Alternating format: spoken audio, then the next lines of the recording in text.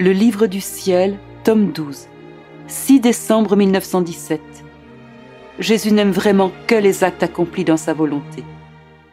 Après avoir reçu Jésus dans le Saint-Sacrement, je lui ai dit « Je te baise du baiser de ta volonté. Tu n'es pas content si je te donne seulement mon baiser. Tu veux aussi le baiser de toutes les créatures. Ainsi je te donne le baiser de ta volonté parce que là se trouvent toutes les créatures. Sur les ailes de ta volonté, je prends toutes les bouches des créatures et je te donne le baiser de toutes. Je te baise non pas avec mon amour, mais avec ton propre amour. Ainsi tu sentiras le contentement, la douceur et la gentillesse de ton propre amour sur les lèvres de toutes les créatures, et tu seras forcé de donner ton baiser à chacune.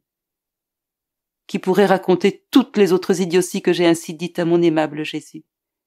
Il me dit, « Ma fille, comme il m'est doux de voir et de ressentir une âme dans ma volonté.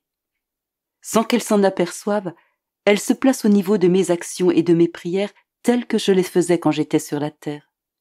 Elle se met presque à mon niveau. Dans mes plus petites actions, je portais toutes les créatures passées, présentes et futures, de manière à présenter au Père des actes complets au nom de toutes. Pas une seule respiration des créatures ne m'échappait. Autrement, le Père aurait trouvé des exceptions et n'aurait pas reconnu toutes les créatures ou tous leurs actes. Il aurait pu me dire « Tu n'as pas tout fait pour chaque créature, ton travail n'est pas complet. Je ne peux reconnaître toutes les créatures parce que tu ne les as pas toutes incorporées à toi, et je ne veux reconnaître que ce que tu as fait. » Ainsi, dans l'immensité de ma volonté, de mon amour et de ma puissance, j'ai tout fait pour chaque créature. Les actions qui ne sont pas faites dans ma volonté ne peuvent me plaire, si belles soient-elles.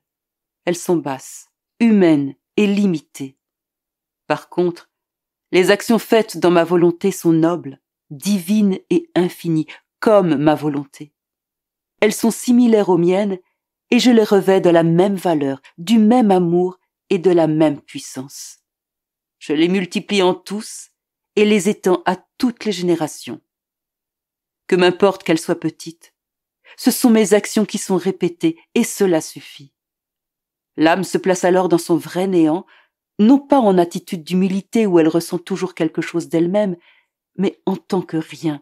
Elle entre dans le tout que je suis et elle travaille avec moi, en moi et comme moi.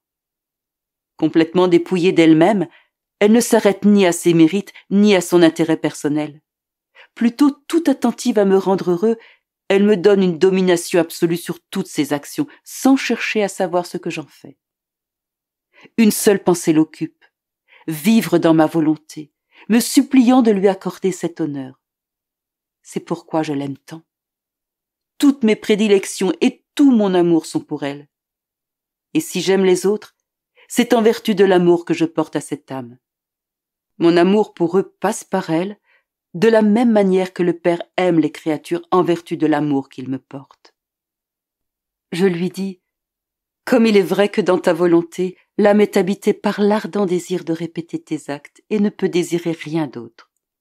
Tout le reste disparaît, et elle ne veut rien faire d'autre. » Jésus poursuivit, « Et je lui fais tout faire, et je lui donne tout. »